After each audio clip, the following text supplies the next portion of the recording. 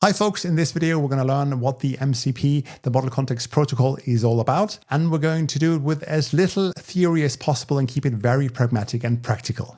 Marco codes!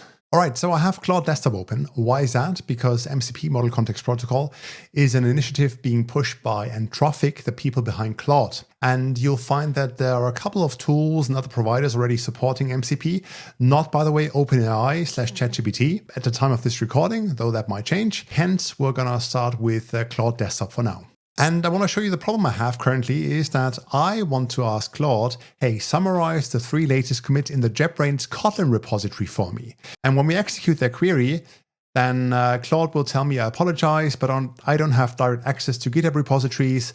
Additionally, I had a knowledge cutoff. So there's no way for Claude to actually tell me what the summary of these 3 latest commits is, or is there? Well, let me fast forward a tiny bit in the video. Now I've reconfigured Claude Desktop under the hood to use the MCP protocol. I'm executing the same query, and now suddenly when I execute that query, I get a new checkbox says, hey, should I run list commits from GitHub? I say allow, and then suddenly you'll find that Claude is actually able to give me a nice little summary of the most recent commits that the Kotlin repository just received. That is quite nice. And on an abstract level, that's what MCP is being used for, giving LLMs access to your data. It might be your private database where you want Claude to actually be able to somehow query your data from the database, or it might be data from Google Docs or your file system or your Slack messages, any sort of data source. And we'll now find out how that actually works, how MCP enables that data access. And for that, I'm going to do some drawing. Haven't done that in a while. Let's try and figure out who is involved in a MCP transaction.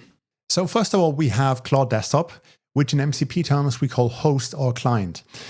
Actually, host and client are 2 different entities with MCP. What I've just noticed when talking with people about it is they often use them kind of interchangeably. Most often they use client. There are slight differences that a host actually can contain multiple clients, and we'll dig deeper into that theory. But for now, I'll just want you to use a host or client that will work. In our case, Claude Desktop is the client, but it could be your server application. It could be any other application, whatever have you. Then we actually have the real LLM, Claude in this case. So Claude Desktop is just a front-end application and sends the queries through the internet to get the responses. And then we have GitHub in this example, which has the repositories, the list of commits. It could be a database, as I said before. It could be your local file system, could be anything. And now we really want to give, Claude here access to the GitHub data. How does that work? Forgive me my ugly handwriting, but at the end of the day, we're going to have an MCP server, a new entity, and it's actually called server. The server is a tiny program, which at the moment runs wherever your Claude Desktop runs. So let's say on premises or near the application. And what the server can do is it can, for example, access GitHub's REST API to list commits. In case you're not aware, GitHub has a pretty extensive REST API, for example, a commits endpoint, where as soon as you know the owner name and the repository name, you can essentially get, the list of commits the repository has and filter them and all that sort of stuff. Now, what specifically can an MCP server do? To oversimplify for the time being, an MCP server has an endpoint, which is called /tools. And the /tools endpoint just returns in plain text what the server itself can do. For example, it can list commits, or it can create, a new pull request. Or it could, for example, push new files. So anything the server can do needs to be returned by the tools endpoint. And don't worry, we're going to have a look at a real endpoint soon in a second.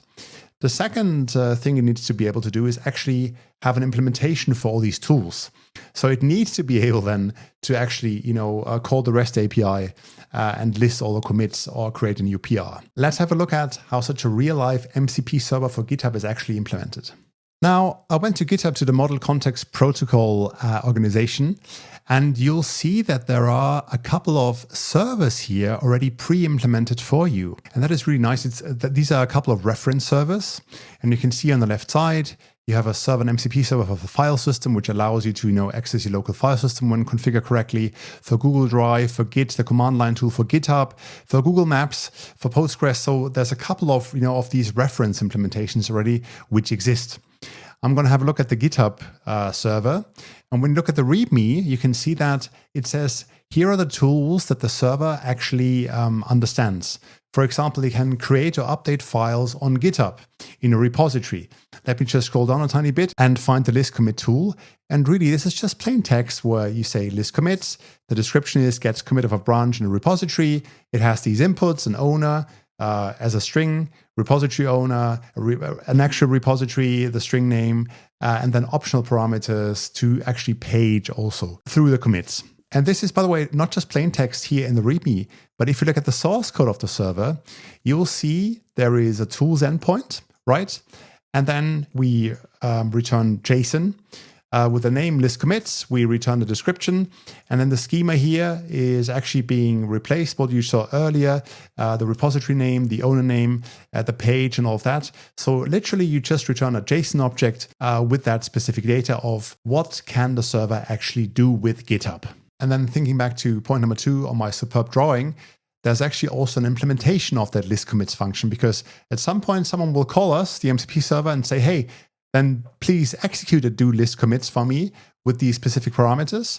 And you'll see that at the end of the day, you're just executing here a REST API request to a specific URL, the one you saw from the documentation, with the parameters, and return the JSON back to the caller. That's literally it. Which brings me back to my drawing, because we now need to conceptually hook this up. We now have Claude Desktop, host/client. We have a new MCP server which is running, which has that tools endpoint and can also actually call GitHub. We have Claude LLM. Now, how does such a full workflow actually work?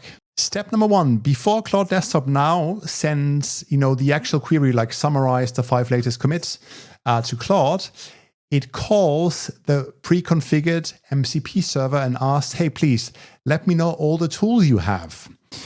To which the MCP server will respond, in this case, well, I can do list commits, I can do create or update file, all these different tools. So for now, let's just say list commits. Then step number 2 is Claude Desktop will execute the actual query, like summarize the repo for me.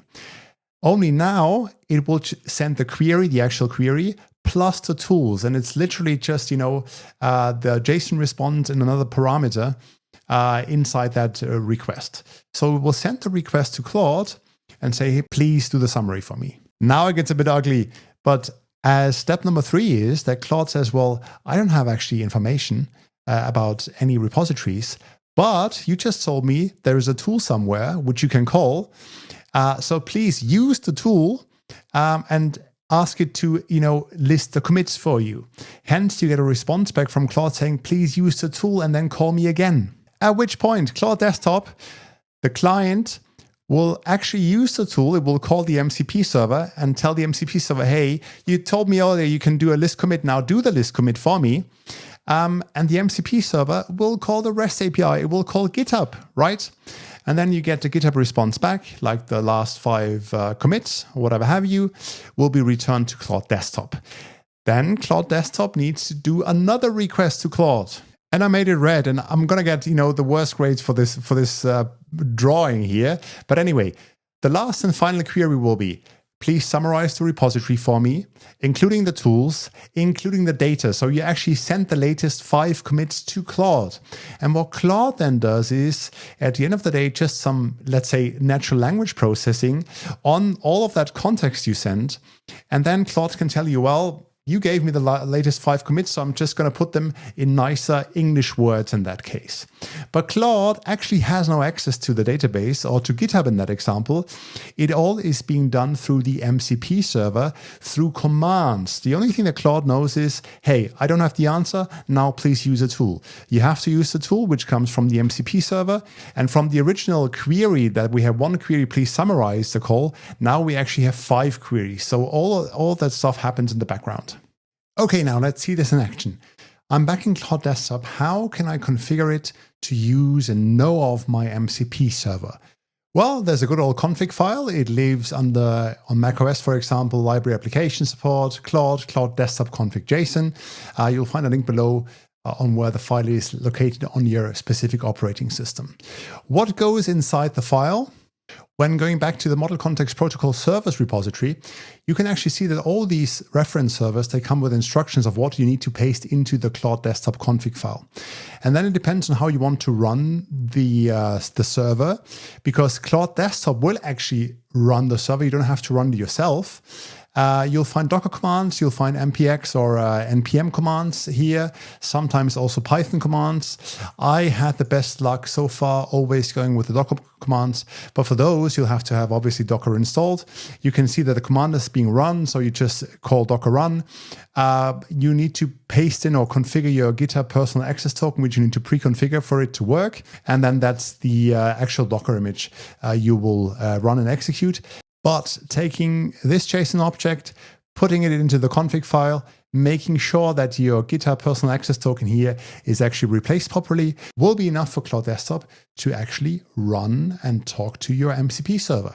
Now, once you restart Claude, open up again, you will see that here in the chat box, you now have a tiny hammer down here where it says 17 MCP tools available. And that's because Claude Desktop, the host/client, asked the MCP server. So it actually spawned the MCP server and now asked the MCP server, hey, which tools do you have? The MCP server responded with, well, I can create issues, I can create or update files, I can create pull requests, I can list commits, so on and so forth. So now the next time, you paste in summarize the 3 latest commits in the JetBrains Kotlin repository, what happens is that Claude Desktop asks you, hey, there is a tool I want to run locally, which is run list commits from GitHub through an MCP server, which I'm going to allow. And then you get the response back that you expect with the help from the MCP server. Now, 2 last points. The first one being we've been focusing on tools at the time being. For the MCP server, MCP servers per definition can actually do more than just tools.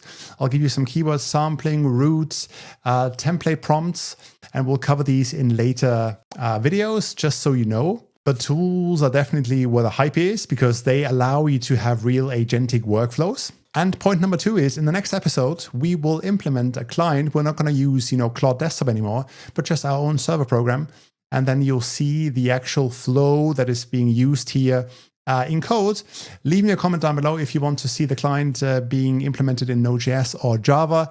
My Python is not that good, so I prefer either of these 2 choices. And that's it. I hope you learned what all the MCP hype is about. See you next time. Sayonara.